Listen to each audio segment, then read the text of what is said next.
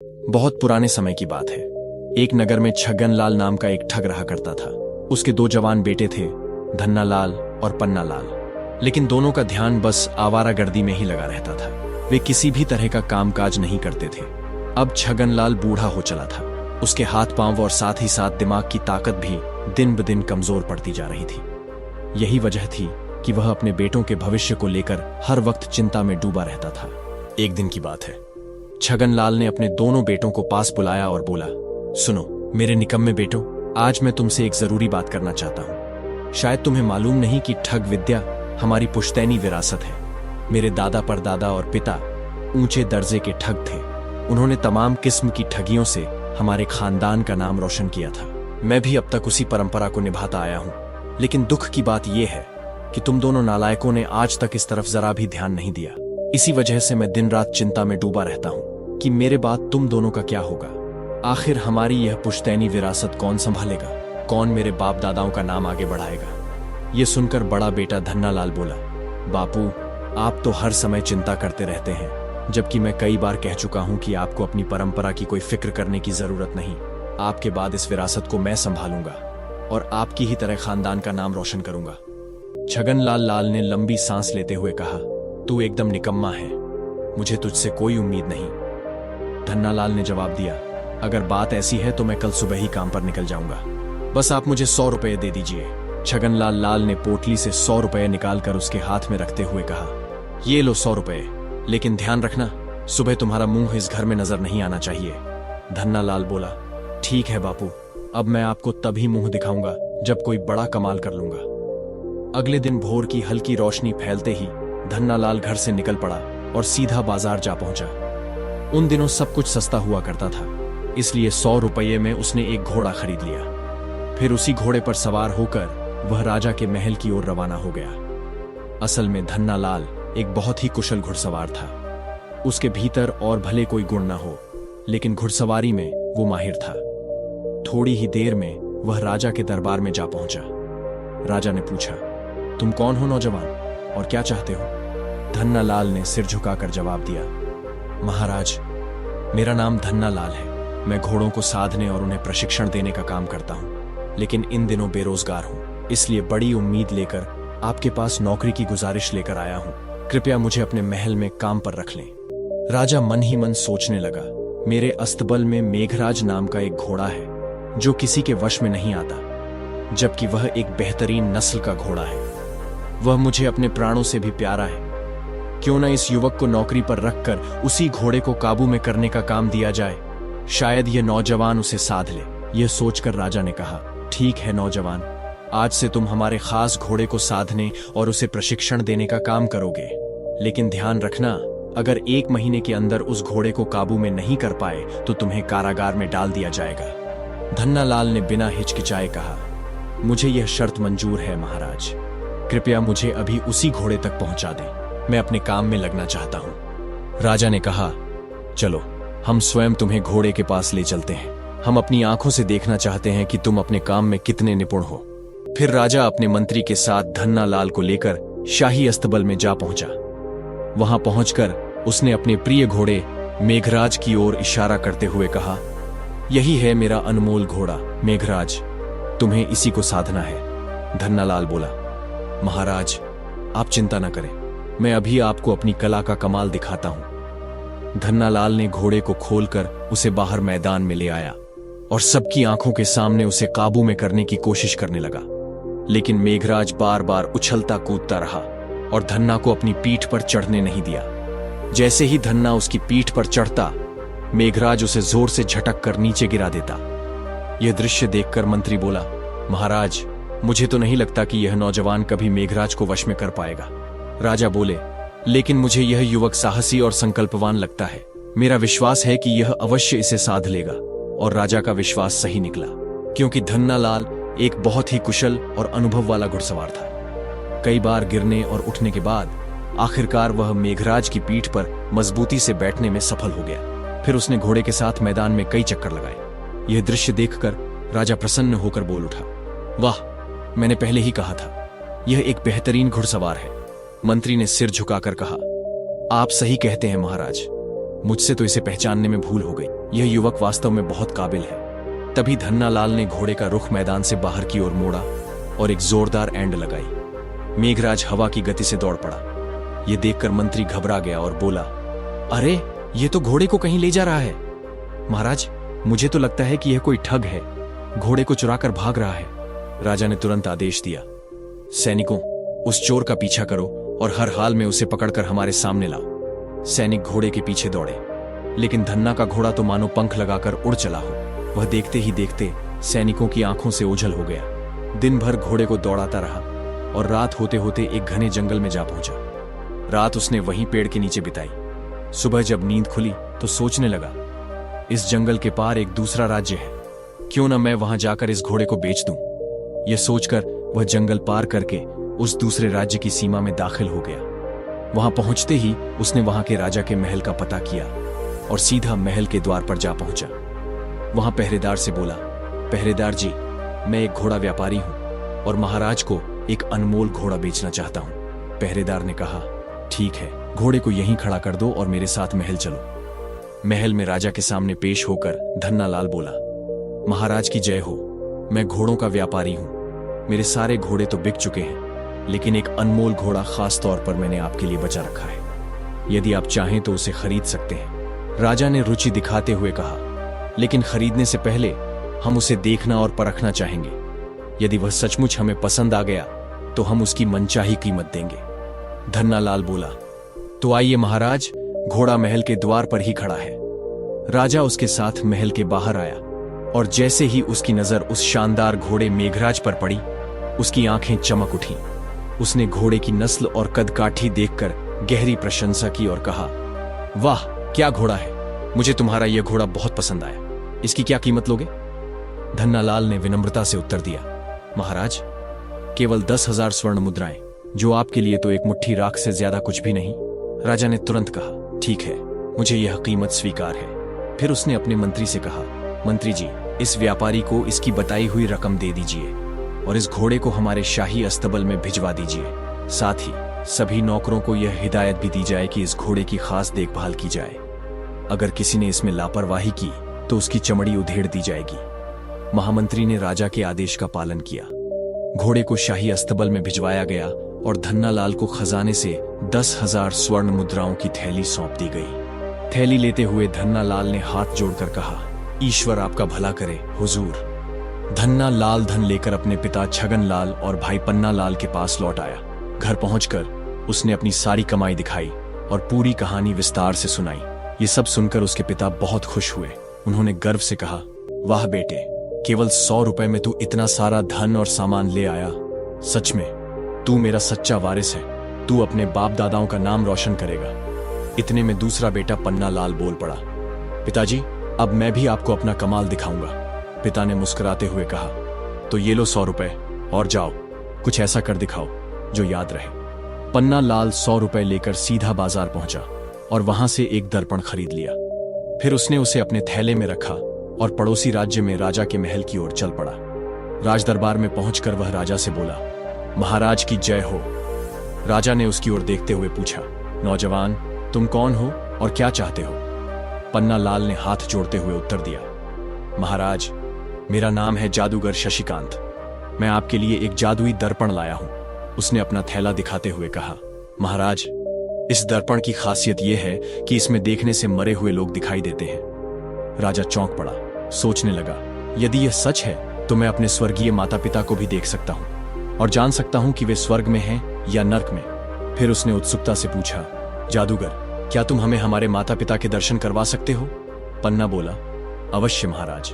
राजा ने कहा, तो जल्दी करो, मैं यह जानने को बहुत आतुर हूं कि मेरे माता पिता इस समय किस लोक में हैं और क्या कर रहे हैं।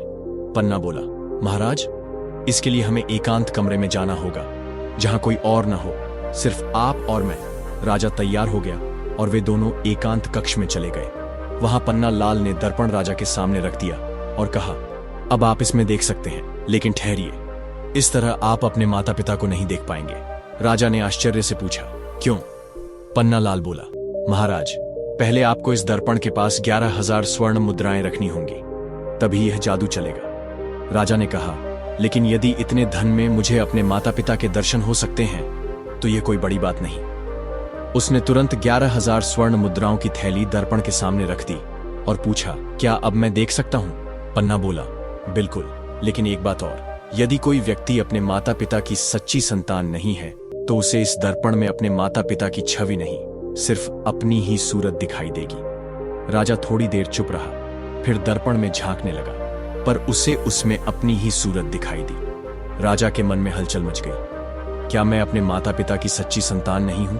वह सोच में पड़ गया। अगर मैं सच बोल दूं तो मेरी प्रतिष्ठा मिट्टी में मिल जाएगी। पन्ना लाल उसकी स्थिति को भांप गया और तुरंत बोला, महाराज, क्या आप अपने माता पिता को देख पा रहे हैं? क्या आप देख रहे हैं कि वे स्वर्ग में क्या कर रहे हैं? राजा थोड़ी देर चुप रहा, फिर बोला, हाँ हाँ, मैं देख रहा हूं, वे स्वर्ग में हैं और एक सुंदर बाघ की सैर कर रहे हैं। पन्ना लाल मन ही मन बहुत प्रसन्न हो गया। फिर दोनों बाहर आए और राजा ने दरबार में घोषणा की, मुझे मेरे स्वर्गीय माता पिता के दर्शन हो गए हैं। राजा की बात सुनकर अब मंत्री के मन में भी अपने माता पिता को देखने की इच्छा जागी। उसने सोचा, जब महाराज को दर्शन हो सकते हैं तो मुझे क्यों नहीं? वह पन्ना लाल से बोला, जादूगर जी, क्या मैं भी अपने माता पिता को इस दर्पण में देख सकता हूं? पन्ना लाल बोला, क्यों नहीं हुजूर, लेकिन पहले आपको भी 1100 स्वर्ण मुद्राएं इस दर्पण के पास रखनी होंगी, तभी आप दर्शन कर पाएंगे। मंत्री तैयार हो गया। वे दोनों भी एकांत कक्ष में गए और मंत्री ने धन दर्पण के सामने रख दिया।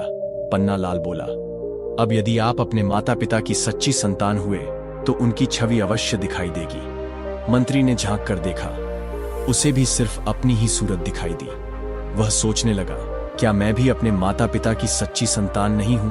फिर उसे डर सताने लगा, अगर मैंने यह सबके सामने स्वीकार कर लिया तो मेरी सारी इज्जत धूल में मिल जाएगी।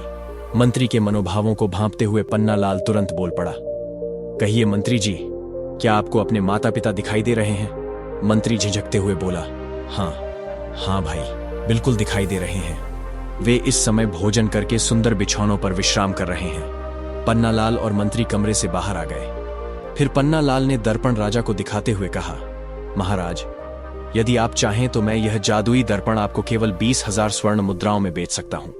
फिर आप जब चाहे अपने स्वर्गीय माता पिता के दर्शन कर सकेंगे। राजा मन ही मन सोचने लगे, अब तो बुरी तरह फंस गया हूं। अगर दर्पण खरीदने से मना कर दूं तो लोग कहेंगे कि मैं अपने माता पिता से प्रेम नहीं करता और उनकी सच्ची संतान भी नहीं हूं। अब इस मनहूस दर्पण को खरीदना ही पड़ेगा, वरना मेरी सारी प्रतिष्ठा मिट्टी में मिल जाएगी। राजा ने मंत्री से कहा, मंत्री जी, आप इन्हें खजाने से 20,000 स्वर्ण मुद्राएं दिलवा दीजिए और इस चमत्कारी दर्पण को हमारे शयन कक्ष में रखवा दीजिए, ताकि हम हर सुबह उठकर अपने माता पिता के दर्शन कर सकें। मंत्री ने सिर झुकाकर कहा, जैसी आज्ञा महाराज। तुरंत ही मंत्री ने राजकोष से 20,000 स्वर्ण मुद्राएं पन्ना लाल को दिलवा दी और वह मामूली सा आईना, जिसे अब जादुई दर्पण कहा जा रहा था, राजा के शयन कक्ष में रखवा दिया गया। जब पन्ना लाल धन लेकर अपने घर पहुंचा तो उसने सारा किस्सा अपने पिता छगन लाल को सुनाया और अपार धन उनके सामने रख दिया। बापू, मैं तुम्हारी ठग विद्या से इतना धन कमा लाया हूं कि अब हम जीवन भर आराम से जी सकते हैं। छगन लाल ने प्रसन्न होकर कहा, शाबाश मेरे बेटे, तुमने तो कमाल कर दिखाया। फिर वह अपने दोनों बेटों को गले लगाकर बोला, तुम दोनों मेरी परीक्षा में खरे उतरे, मुझे तुम पर गर्व है। अब मुझे विश्वास हो गया है कि मेरे बाद भी तुम दोनों हमारे खानदानी पेशे को आगे बढ़ाओगे। उसी रात छगन लाल आंगन में बैठा हुक्का गुड़गुड़ा रहा था।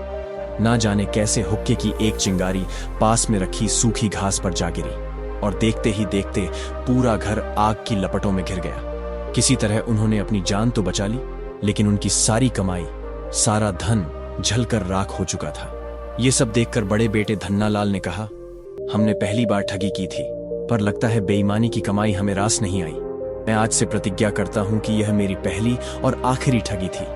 अब मैं कभी भी गलत रास्ते पर नहीं चलूंगा। पन्ना लाल ने भी सहमति में सिर हिलाया और बोला, मैं भी अब कभी ठगी या चोरी नहीं करूंगा। अब मैं मेहनत मजदूरी करके ही अपना पेट पालूंगा। इसके बाद उस परिवार में किसी ने कभी ठगी नहीं की। ईमानदारी और आत्मसम्मान के साथ वे सब मिलकर मेहनत मजदूरी से जीवन यापन करने लगे।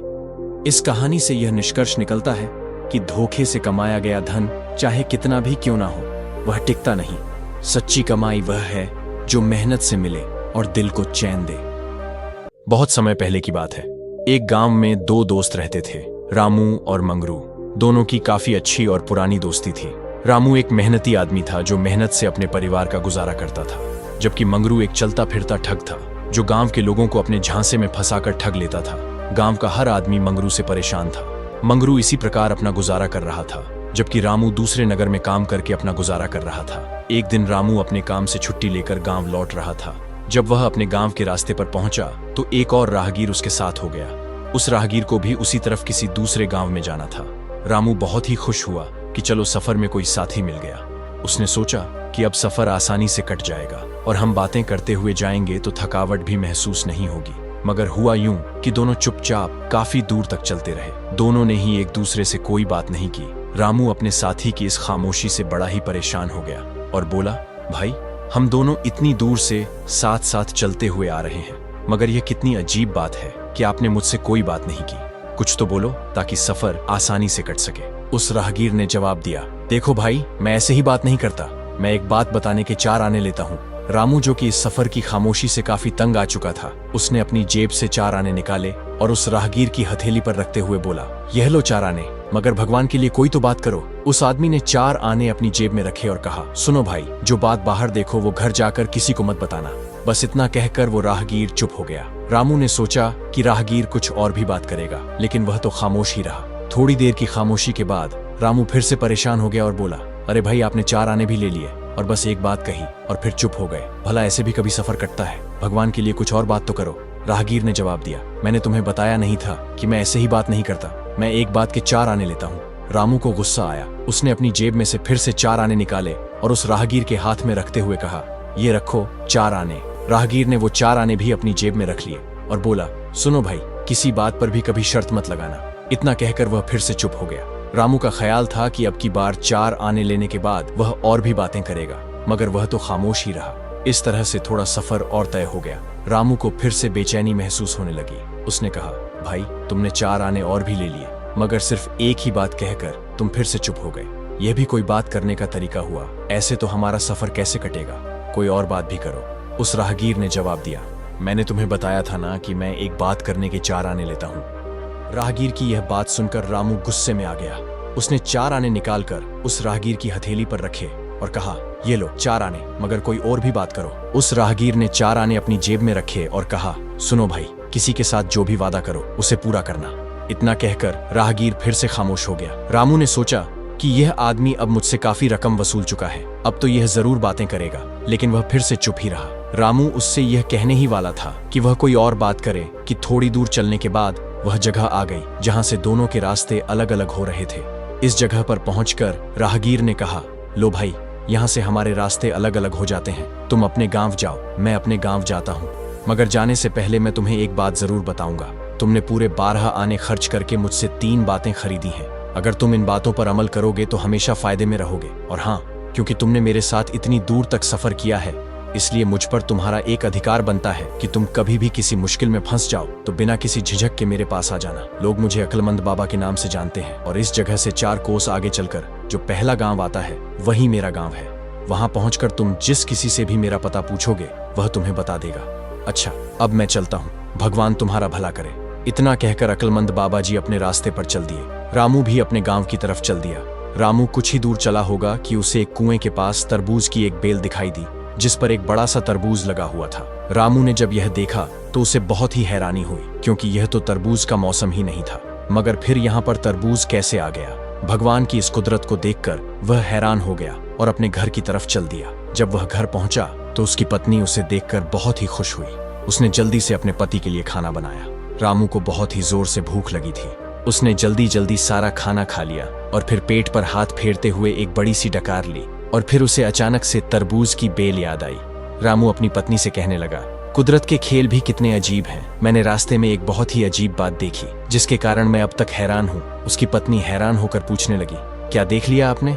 रामू ने जवाब दिया, रास्ते में मैंने एक कुएं के पास एक तरबूज की बेल देखा जिस पर बड़ा सा तरबूज लगा हुआ था। उसकी पत्नी ने कहा, यह कैसे हो सकता है? ये तो तरबूज का मौसम ही नहीं है। रामू ने कहा, यही बात तो हैरानी की है। पत्नी ने कहा, अजी आपसे कोई धोखा हुआ होगा। नहीं भाग्यवान, मैंने अपनी आंखों से देखा है। ठीक उसी समय बाहर से आवाज आई, अरे भाई, हमें भी तो पता चले कि तुमने ऐसा क्या देख लिया। रामू ने चौंक कर दरवाजे की तरफ देखा। दरवाजे पर पुराना दोस्त मंगरू खड़ा था। रामू आगे बढ़कर अपने दोस्त को गले लगा लिया और फिर उसे अपने पास बिठाया।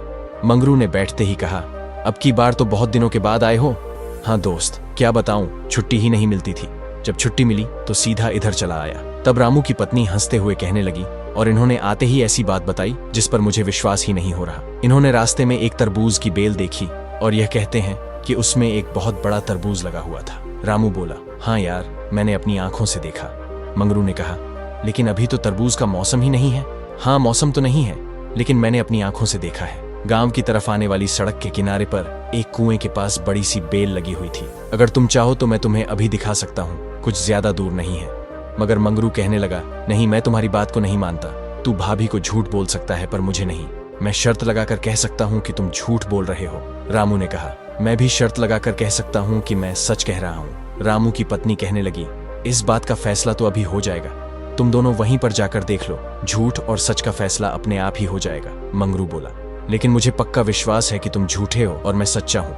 तो ठीक है, शर्त पक्की रही। इसके बाद रामू बोला, लेकिन अभी तो बहुत देर हो चुकी है और मैं थका हुआ भी हूँ।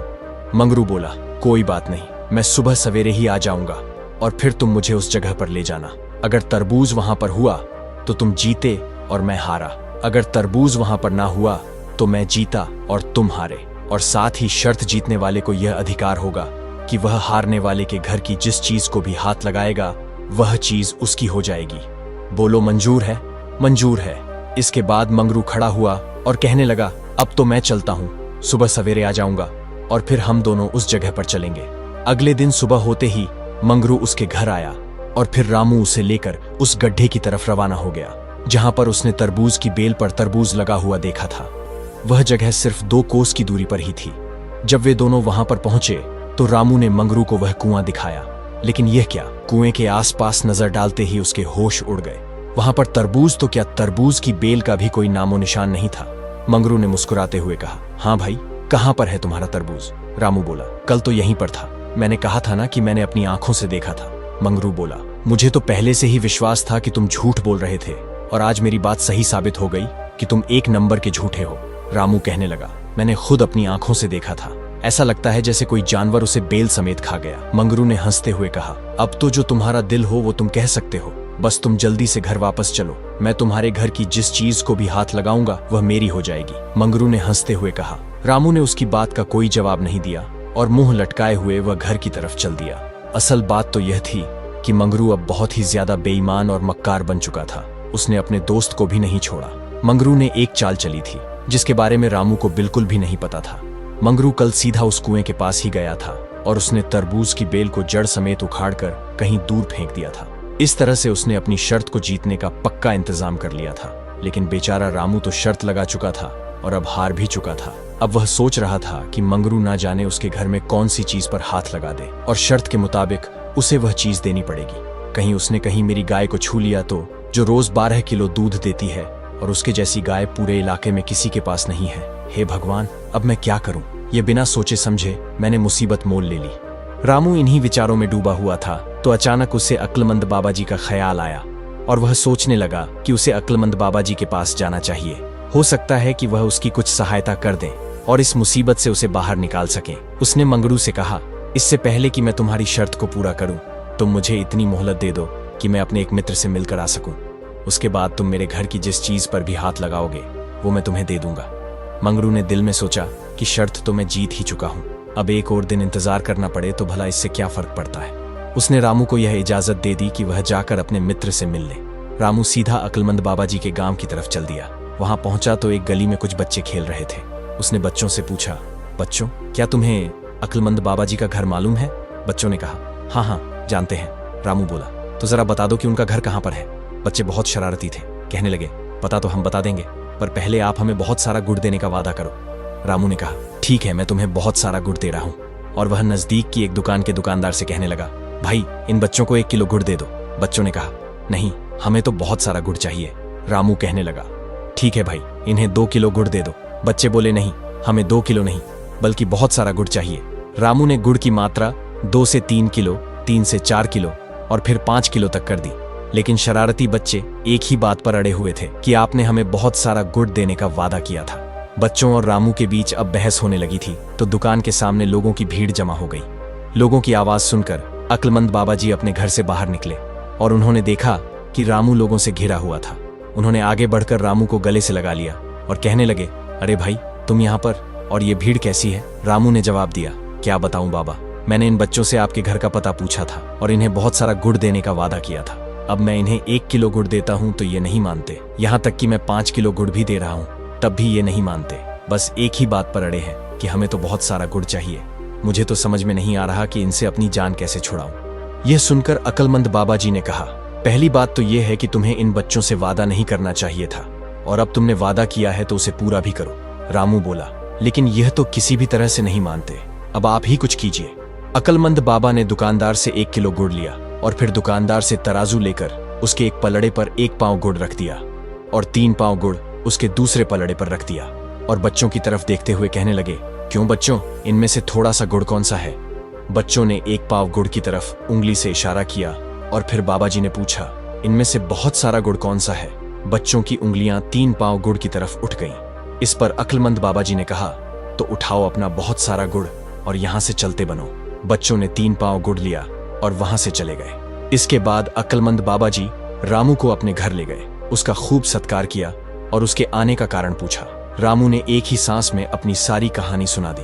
अक्लमंद बाबा जी ने एक गहरी सांस ली और फिर बोले, मेरे भाई, तुमने 12 आने देकर मुझसे 3 बातें खरीदी थी, मगर उनमें से एक भी बात पर तुमने अमल नहीं किया। अगर तुम उन बातों पर अमल करते तो आज तुम्हें यह दिन ना देखना पड़ता। मैंने तुमसे पहली बात क्या कही थी कि जो भी बाहर देखो उसे घर में जाकर मत बताना। इसके बावजूद तुमने बाहर देखी हुई बात घर जाकर बता दी और तुम पर मुसीबत आ गई। दूसरी बात मैंने यह कही थी कि किसी भी बात पर कभी भी तुम शर्त मत लगाना, लेकिन तुमने वह भी नहीं मानी और शर्त लगा ली। अब उसका नतीजा तुम्हारे सामने है। तीसरी बात मैंने यह कही थी कि जो भी वादा करो उसे पूरा करना। इस पर भी अमल ना करने के कारण जो तमाशा अभी अभी बाहर हो रहा था वह तुम देख ही चुके हो। खैर, जो हुआ सो हुआ। तुम मुसीबत के मारे मेरे यहाँ पर आए हो तो तुम्हें मुसीबत से निकालना मेरा फर्ज है। इसके बाद अक्लमंद बाबा जी ने रामू को कुछ बातें समझाई कि उसे क्या करना है और किस तरह से करना है, और फिर उन्होंने रामू को उस रात अपने घर में ही रखा। दूसरे दिन रामू अक्लमंद बाबा जी से अनुमति लेकर अपने घर वापस चल दिया। घर पहुंचकर उसने मंगरू को बुलाया और कहा, जिस आदमी से मुझे मिलना था मैं मिलकर आ गया हूं। अब मैं अपने वचन के मुताबिक तुम्हारी शर्त को पूरा करने के लिए तैयार हूं। तुम कल सुबह यहां पर आ जाना। उसके बाद तुम मेरे घर की जिस चीज को भी हाथ लगाओगे वह तुम्हारी हो जाएगी। मंगरू यह सुनकर बड़ा ही खुश हुआ और अपने घर चला गया। उसके मन में तो लड्डू फूट रहे थे कि बस अब रामू की गाय मेरे कब्जे में आ जाएगी।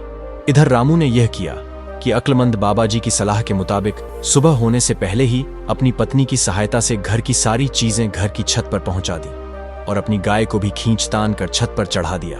सुबह हुई तो मंगरू खुशी से झूमता हुआ उसके घर आया। रामू ने कहा, शर्त के मुताबिक मेरा घर तुम्हारे सामने हाजिर है। इसकी जिस चीज पर भी तुम हाथ लगाओगे वह तुम्हारी हो जाएगी, लेकिन याद रखना कि तुम्हें सिर्फ एक ही मौका मिलेगा, दूसरा नहीं। यह सुनते ही मंगरू उस झोपड़ी की तरफ बढ़ा जिसमें गाय बांधी जाती थी, मगर झोपड़ी तो खाली थी। मंगरू ये पूछने ही वाला था कि गाय कहां पर है कि तभी छत से गाय की आवाज आई तो वह समझ गया कि रामू ने गाय को छत पर चढ़ा दिया है। उसे रामू की इस हरकत पर बड़ा ही गुस्सा आया और वह उसी गुस्से में घर के आंगन में आकर छत पर चढ़ने के लिए सीढ़ी की तरफ बढ़ा। वह सीढ़ी लकड़ी की थी। उसने जैसे ही छत पर चढ़ने के लिए सीढ़ी को हाथ लगाया, रामू ने उसका हाथ पकड़ लिया। बस तुम्हारी शर्त पूरी हो गई। तुमने सीढ़ी के डंडे को हाथ लगाया है और इस शर्त के मुताबिक यह डंडा तुम्हारा हो गया है। अब यह डंडा लो और आराम से अपने घर जाओ। यह कहकर रामू ने सीढ़ी का डंडा निकालकर मंगरू के हाथ में थमा दिया। मंगरू मुंह लटकाए हुए रामू के घर से निकल गया। गांव वालों को भी इस शर्त की खबर पहले से ही मिल चुकी थी और वह सभी भी तमाशा देखने के लिए घर के बाहर मौजूद थे। सभी गांव वाले मंगरू को अच्छी तरह से जानते थे, इसलिए सबको पता था कि मंगरू रामू की गाय को ही हाथ लगाएगा। मगर जब वह मामूली सा लकड़ी का डंडा लिए हुए घर से बाहर निकला तो लोग उसका मजाक उड़ाने लगे। उसकी इतनी भी हिम्मत नहीं थी कि वह किसी से नजर मिला सके। इस घटना के बाद मंगरू और रामू की दोस्ती हमेशा के लिए खत्म हो गई। रामू इस बात से खुश था कि उसे मंगरू जैसे बेईमान और मक्कार मित्र से छुटकारा मिल गया था। इस तरह से मंगरू ने लालच में आकर न सिर्फ पूरे गांव के सामने अपनी बेइज्जती करवा ली, बल्कि अपने एक बहुत अच्छे मित्र से भी वह हाथ धो बैठा। दोस्तों, कहानी अच्छी लगी हो तो वीडियो को लाइक कर दो यार। कमेंट करना भी आपका फर्ज बनता है। खैर, चैनल को सब्सक्राइब करना तो आपकी मर्जी है। मिलते हैं एक और नई कहानी के साथ। तब तक आप सभी खुश रहो, स्वस्थ रहो, मस्त रहो। धन्यवाद।